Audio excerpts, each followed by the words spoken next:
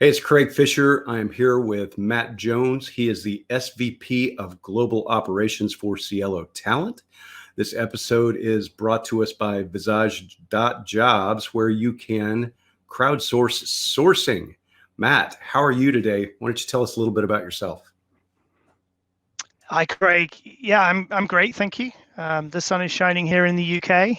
I'm not sure that's the same for everyone everywhere in the world, but puts a smile on my face. So, as you said, I work in global operations for Cielo. I've been with Cielo for 16 years now. I've been fortunate to work with some really exciting clients around the world over the years in all regions of the world, and had the fortunate to travel to many parts of the world to work with our teams and our clients. Nowadays, I focus on people, process, and technology, and how we can bring better solutions, better experiences, better performance, better insight to our clients and to our teams to deliver a service and ultimately find great people, great jobs.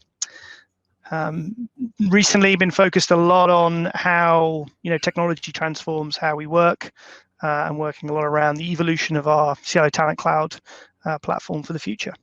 Mm-hmm.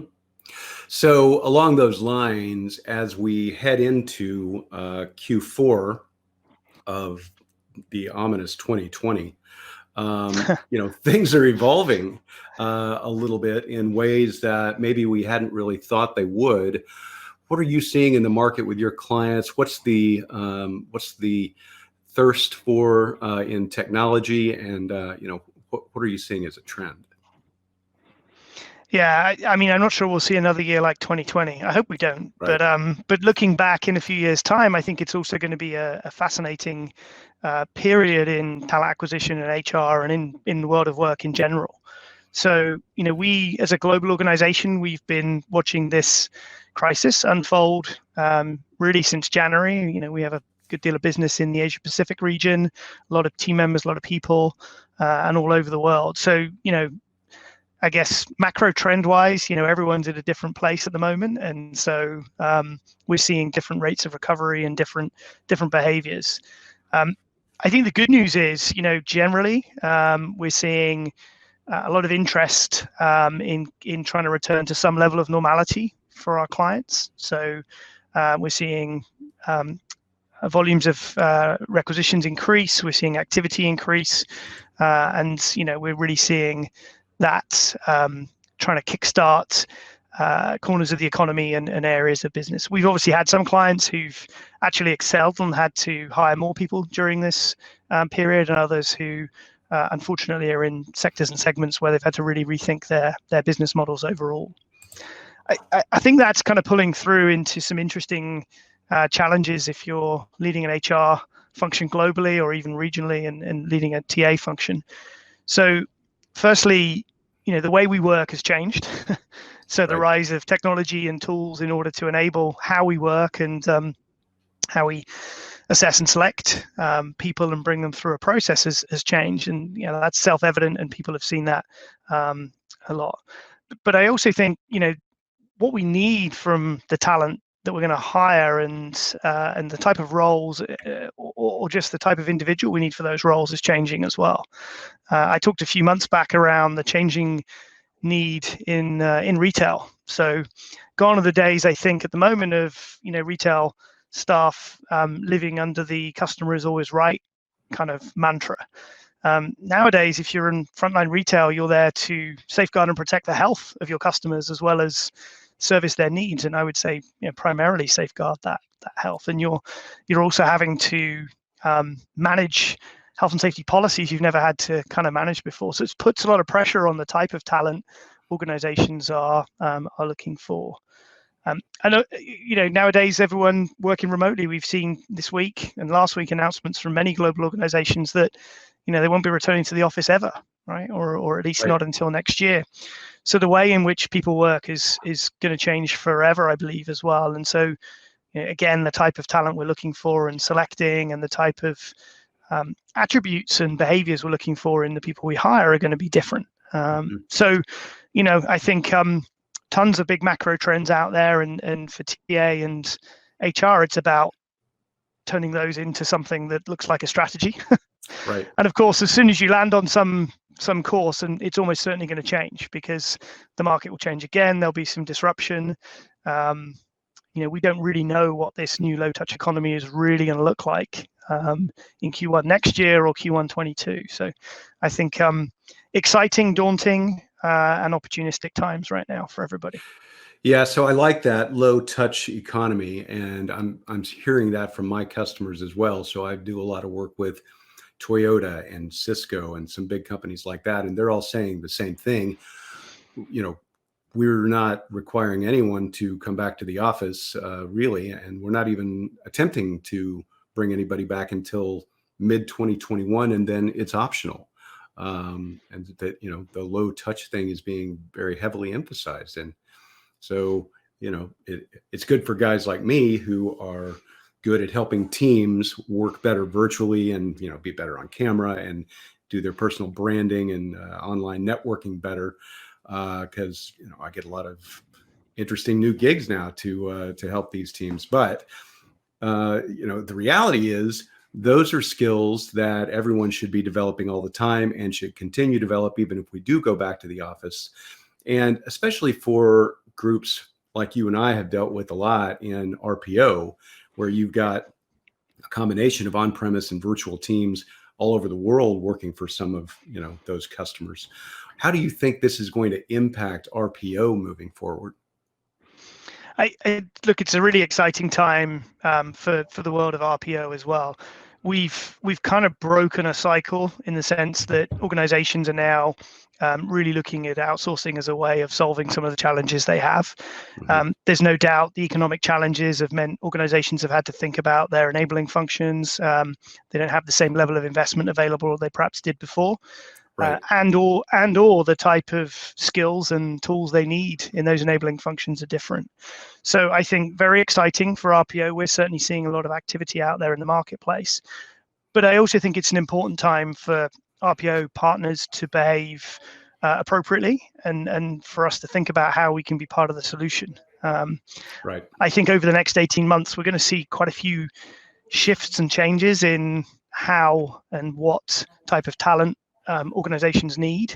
And so the ability for your RPO partner to lead you through some of that, make sense of some of the the noise that's out there, right? Understand how to go and attract and engage new types of talent that you haven't perhaps in the past, or at least just how to use the new tools that you now need to use with your more remote workforce or the different skills that your workforce needs. So I think it's very important that RPO providers come to that challenge to be part of the solution, which means we as RPO providers need to be relatively agile and flexible in how we provide a service. What you launch in Q4 2020 as a service is undoubtedly going to need to look different in Q3 21. And therefore also moving forward in 22, 23 and beyond. So, important, exciting times, lots of opportunity, lots of ability to, expand and grow what is still a relatively young marketplace, but also an important time to make sure we're delivering great solutions and being part of the overall solution to help piece back some of our clients' markets and communities. I also think great time, right? That we all know there's some recruiters who, are no longer in in-house roles. Their sources are no longer in in-house roles. So the ability for us to contribute to bringing some of those people back to the workplace as well, I think, is really important. So, I think it looks positive, but we need to behave responsibly as we grow in this industry. So last week we had the Global Talent Acquisition Day marathon event, 14 hours covering all time zones.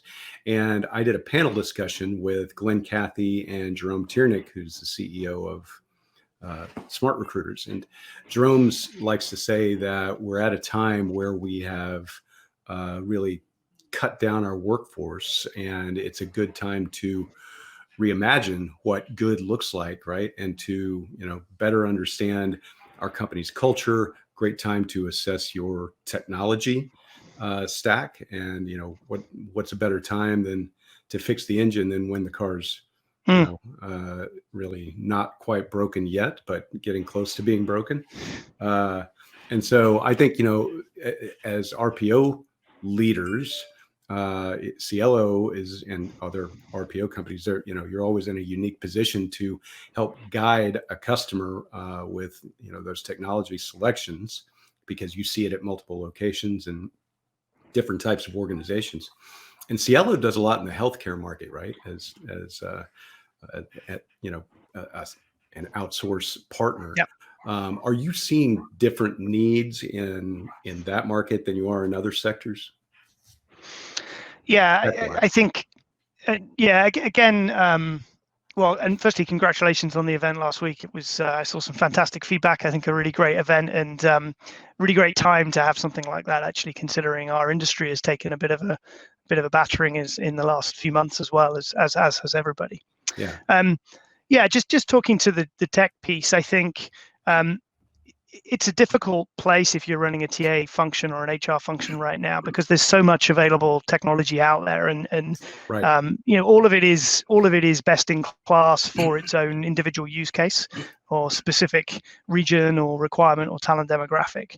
And how are you supposed to, running a multinational or even a large national organization, select the right tools to cover all of the use cases you have, all of the talent demographics you have, right, and by the way, be ready for whatever comes around the corner next year and the year after. So I do think, partnering with providers like Cielo allows you to get the best of breed technology providers that you need for a particular moment in time, a particular use case, or a particular part of the world, for example, while also having the flexibility to add or take away in the future.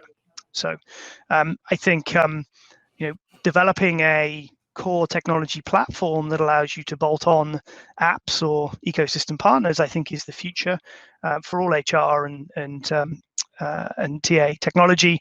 The iPhone analogy, your operating system with your apps. You can choose an app that's most relevant for the walk you're doing that day, or the run you're doing that day, or to order some takeout or whatever. Same in HR and talent acquisition. We need to be able to give our HR and TA practitioners more options there. So that's what we're focusing on with our Cielo Talent Cloud in the future, is being able to have a core that enables great workflow, automation, great data, all of the things that are table stakes nowadays for HR, but also the ability to snap in that's right, specific requirements when needed for specific use cases. Yeah. Just to address your question, I mean, healthcare versus the rest of the market, I think some of the trends are the same, but of course, for many healthcare providers, getting people back to work is critical.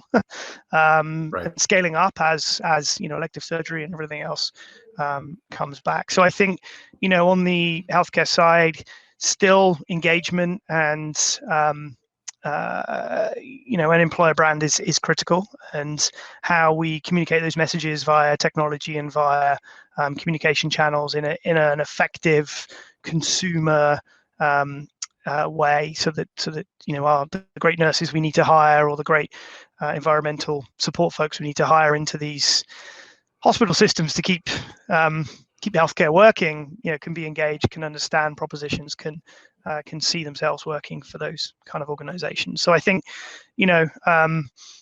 probably more so than I would say retail and some other markets are similar, but where we have frontline workers who need to be back in the office, back in facilities, finding the best way to continually communicate with those individuals, make them aware of opportunities, engage with them, make it easy for them to identify themselves with a brand or a particular provider, I think is going to be critical in that space. So thinking along those lines, I have to wonder if, clearly I would say that healthcare is going to be a more on-premise type of organization, right, than other industries. Right. There will be some that is just, kind of a required thing. You've got to be on premise, but call centers, for instance, are not, right. Certainly they can be distributed as much as possible. And so, I think clearly the ability to have a partner that can suggest a tech stack that is very specific to those needs is going to be a really important thing going forward. And also being able to source for different types of jobs at a global level is going to be clearly a big thing, because I think there's going to be a lot of expansion and contraction over the next couple of years. I don't think it's going to be one solid bounce back. I think there's going to be a lot of starts and stops. And so I know Cielo has worked with our sponsor, and it's actually a supporter of our sponsor, Visage.jobs, on being able to create that flexible sourcing model. Tell me a little bit about that. Yeah. Not wanting to use any letters to describe a recovery or a bounce back, so no V's or W's, but I agree with you. I think things are going to change. The other thing is, when we talk about sourcing, again, I'm a firm believer the type of talent that you might need during the recovery will be different to what you might need in a year's time, right? Which just means it's another sourcing challenge. We at Cielo for a while have been running our distributed sourcing model, which means we expect all of our recruitment professionals, and in fact, most of our leaders, to be able to source. Right. Mm-hmm. I think when you and I came into recruiting, that was one of the first things you needed to be able to do. It's been made easier by recruiting. Yeah. It's been made easier by technology, right? None of these horrible Rolodexes anymore, but it's still important. We need to find the talent. So our distributed model has meant that we were able to lean on the expertise of all of our team members around the world and connect them, not necessarily to help with sourcing activities, but to recommend and to gamify and to just make sure sourcing was really core to what we did as an RPO and as a talent acquisition partner. Really delighted and excited to be working with Visage. They're really an extension of our distributed model. So the ability to somewhat distribute work outside of your organization in a controlled, effective, really agile way, I think gives us a huge advantage, continues our philosophy that we're a sourcing company and we want to be able to find the best talent anywhere in the world, and there's lots of different ways to do that. It also gives us a great funnel velocity. So for the, let's say, oh crap moments when the extra 200 recs appear that you weren't expecting that week. Right. And you need to move fast, and funnel velocity is important. So getting those submissions, those resumes in 24, 48 hours, it's been a huge advantage to us, and I think is a real plus to that team. And actually the group themselves. I mean, I work with a number of the team members over there, and they're forward lean, their curiosity to solving problems, which I think is a key characteristic for us all moving forward, and they're just passionate innovation towards what they're doing is exciting. I'm really excited to be attending their some of their sourcing events coming up in the future, and they're an important and key part of our sourcing locker, so that when we need them, they're there for us. Yeah, and so TalentNet will be producing their Global Sourcing Festival coming up in October. We're really excited about that. But you mentioned something about funnel velocity, which I think is a really interesting piece of what we're doing now. And I think that the measurement of hiring velocity is a much better measurement of effectiveness than time to fill, things like that. Yeah, I agree. I think we're still a relatively young industry. I don't feel relatively young, but still a relatively young industry. And I think over the next few years, the metrics we use, the measures, the outcomes, the contributions we're able to make to organizations, we need to be able to demonstrate them in a more sophisticated way and show more business outcomes. It's been many years now that every CEO's report says hiring the right talent is one of the top 3 priorities, and then often transforming the way they find talent or do HR is up there as well, right? But I'm not sure yet our metrics have really been able to demonstrate in the border and what we are doing to support organizations through those journeys. So yeah, I'm excited to with the new breed of technology that we have, with the greater visibility of data that we have, to be able to see how we're able to produce a sort of next generation of metrics for our clients and for our industry as well, so that we can demonstrate the value we bring to organizations in different ways. Right. You and I talked off air about some of the things that you noticed about the programming for Global TA Day, and you said there was 4 Ds: digital, diversity, data, and disruption. Let's talk about diversity real quick.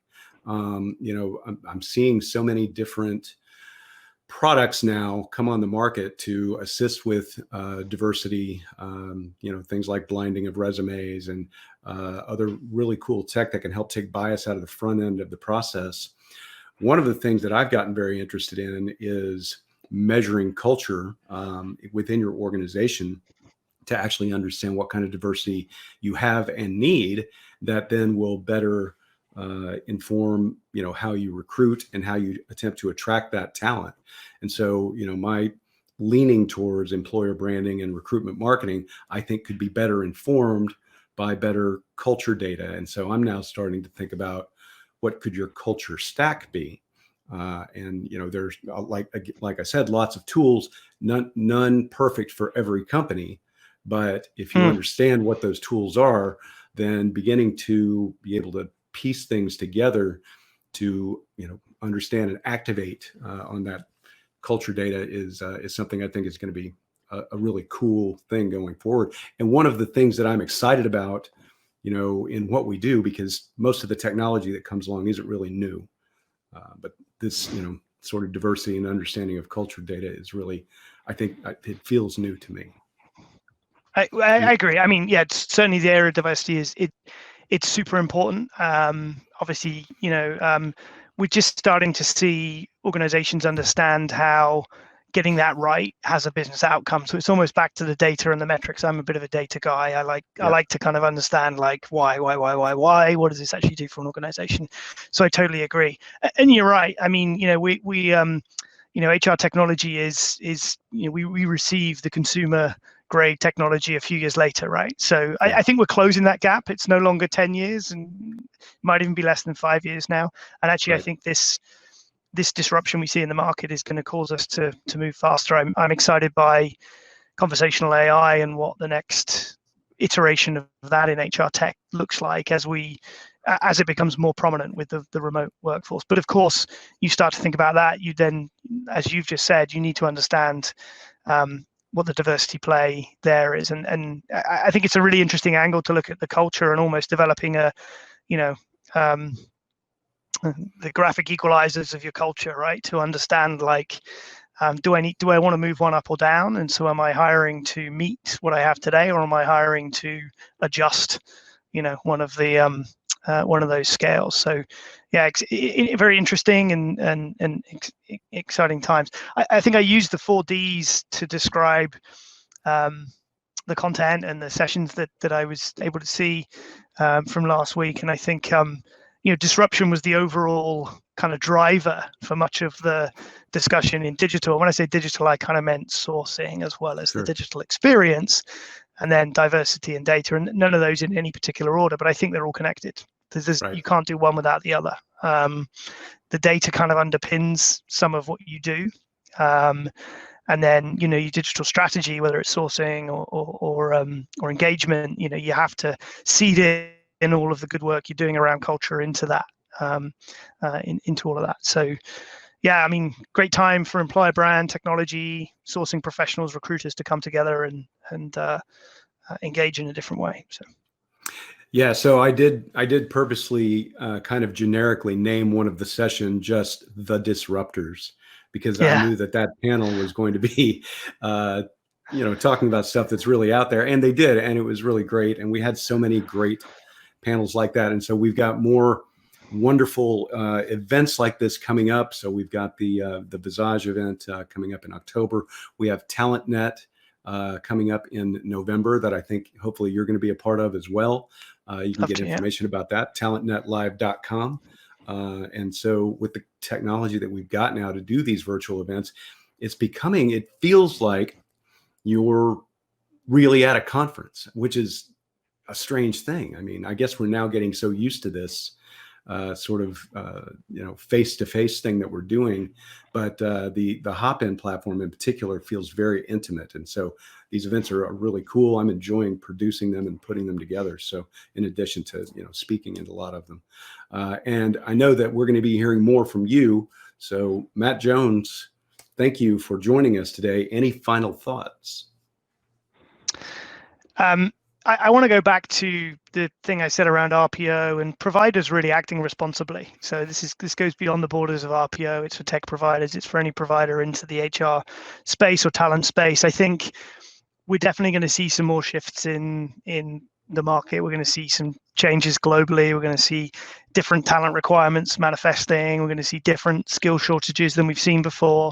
We're going to see the need to assess differently and select differently. We're going to see a lot of changes that we wouldn't necessarily have seen at the beginning of 2020. And I think it's incumbent on all providers and all partners and all of us that are in this wider ecosystem in HR technology and HR provider space to behave responsibly and contribute toward the furthering of our profession and of our markets, and looking after our clients, because many of our clients are doing things that are going to help us recover from this, and many of our clients are doing things that are going to help stabilize economies. So really important for us to think about the broader picture more than ever in these current times. But thank you very much, Craig. Been delighted to speak to you as usual.